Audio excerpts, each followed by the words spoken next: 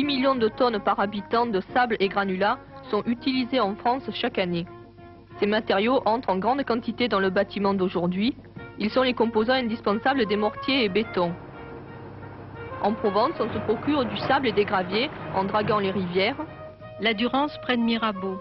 Ou en creusant des carrières. Volx près de Manosque. Au bout du bras du fleuve, il y a la main de l'homme qui écrit tout ce qui passe par le fleuve. René Char, Moulin Ier. Grise ou blanche, parsemée de fossiles ou homogènes. Ménherbe. La pierre de taille du Luberon. Opède. C'est la matière noble de la construction. Ces roches, parfois parsemées d'oursins ou de coquilles Saint-Jacques, sont d'anciens dépôts marins datant de l'époque du Miocène, il y a 20 millions d'années, lorsque le Luberon émergeait comme une île dans une mer chaude et claire. Elles diffèrent selon les sites, mais on les groupe sous le nom de pierre du Midi pour les distinguer de la pierre de Provence ou pierre froide, plus ancienne, 100 millions d'années, que l'on trouve par exemple dans les calanques de Marseille.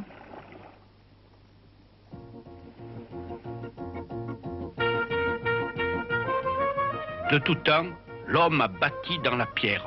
D'abord, il utilisa les pierres des clapiers, Plateau des Claparèdes. amoncelées à la suite de l'épierrage des terres à cultiver. Saint-Saturnin. Saint-Féréol près de Viens. Depuis longtemps aussi, Le Pont Julien. on avait appris à tailler des blocs réguliers, découpés à même la falaise, inaugurant la grande civilisation des carriers. Bioux. En Luberon, les carrières de pierre de taille sont nombreuses et célèbres. Lacoste. Opède.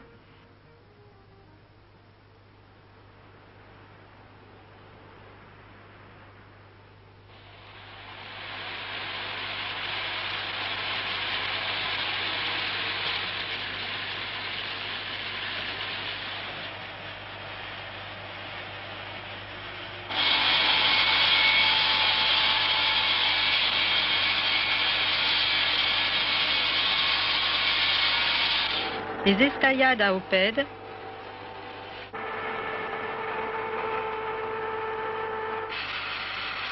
La Roche d'Esteille à Bioux. La pierre du Luberon est très demandée, non seulement pour la restauration des monuments nombreux en Provence, construits à l'origine avec cette pierre, mais également dans l'architecture contemporaine. On n'a pas toujours employé des outils aussi puissants. Autrefois, Pour avoir un beau bloc, il faut d'abord le tracer. Et le tracer d'équerre, si possible, moyenne de cet outil, qui s'appelle l'équerre.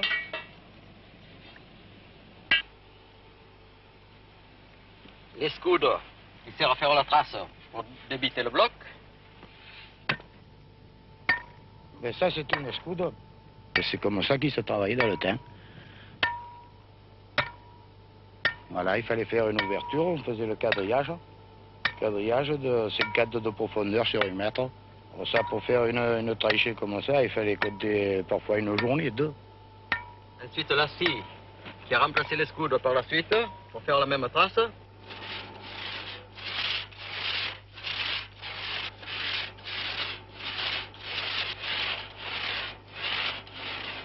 La mèche sert à faire un trou pour que la scie puisse dégager au fond de la coupe.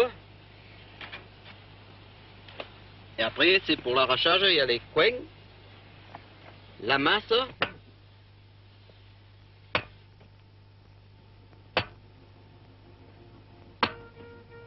le taillant pour équerrir le bloc à l'arrachage pour qu'il reste bien propre. de quel péril. Plaignez pas l'oli des couilles. Ah oui, il y avait des professionnels, puis il y avait des gros bras là. Hein. Donc voilà, il fallait être costaud. Et là, il y avait le litre là, ça donnait du courage.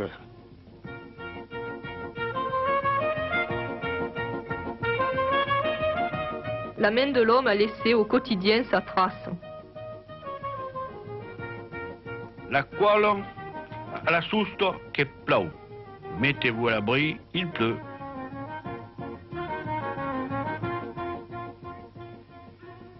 Cray qui parla sur les tableaux noirs une langue plastique dérivée du naphte. auditoire civil de beauté moyenne. J'évoque les charmes de tes épaisseurs voilées, siège de la cabale.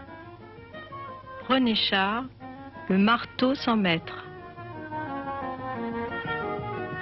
Napoléon Ier dit à Joséphine, il me faut un salon de mariage.